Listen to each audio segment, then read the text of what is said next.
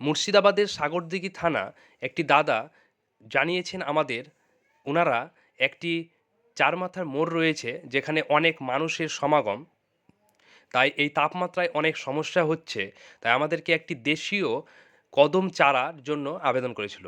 আমরা চেষ্টা করব এই কদম চারাটি মোটামুটি 14 ফুট সাইজের এই গাছটি সেখানে রোপণ করার, এবং এই গাছটি আমরা সংরক্ষণ করার চেষ্টা করছি এবং এই গাছটি সেখানে নিয়ে গিয়ে আমরা রোপণ করব।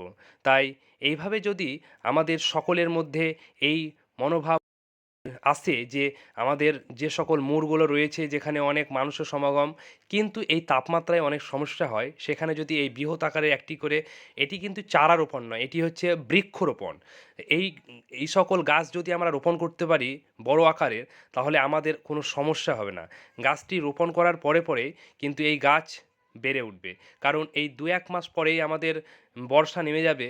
এই গাছ যদি এই 2-1 মাস ঠিকঠাক বর্ষাটা পেয়ে যায়, তাহলে এই গাছ আগামী বছরই অনেক বড় হয়ে যাবে এবং এই গাছ থেকে আমরা আমাদের ছায়াও হয়ে যাবে এবং এই জায়গাটিও, পরিবেশটি অনেকটা সুন্দর হয়ে যাবে। তাই সকলের কাছে আবেদন, এই সকল গাছ রোপণ করবেন।